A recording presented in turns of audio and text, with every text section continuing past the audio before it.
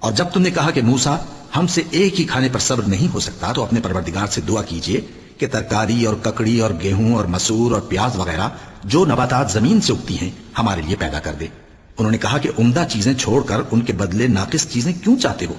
اگر یہی چیزیں مطلوب ہیں تو کسی شہر میں جا اترو، وہاں جو مانگتے ہو مل جائے گا۔ اور آخر کار ذلت و رسوائی اور محتاجی و بے نوائی ان سے چمٹا دی گئی اور وہ اللہ کے غضب میں گرفتار ہو گئے۔ یہ اس لیے کہ وہ اللہ کی آیتوں سے انکار کرتے تھے اور اس کے نبیوں کو ناحق قتل کر دیتے تھے، یعنی اس لیے کہ نافرمانی کیے جاتے اور حد سے بڑھے جاتے تھے۔ جو لوگ مسلمان ہیں یا یہودی یا عیسائی یا ستارہ پرست، یعنی کوئی شخص کسی قوم و مذہب کا ہو، جو اللہ اور روز قیامت پر ایمان لائے گا اور عمل نیک کرے گا تو ایسے لوگوں کو ان کے اعمال کا صلہ اللہ کے ہاں ملے گا اور قیامت کے دن ان کو نہ کسی طرح کا خوف ہوگا اور نہ وہ غمناک ہوں گے۔ اور جب ہم نے تم سے عہد کر لیا اور کوہ طور کو تم پر اٹھا کھڑا کیا اور حکم دیا کہ جو کتاب ہم نے تم کو دی ہے اس کو زور سے پکڑے رہو اور جو اس میں لکھا ہے اسے یاد رکھو تاکہ عذاب سے محفوظ رہو،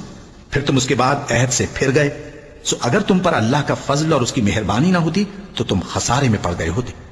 اور تم ان لوگوں کو خوب جانتے ہو جو تم میں سے ہفتے کے دن مچھلی کا شکار کرنے میں حد سے تجاوز کر گئے تھے،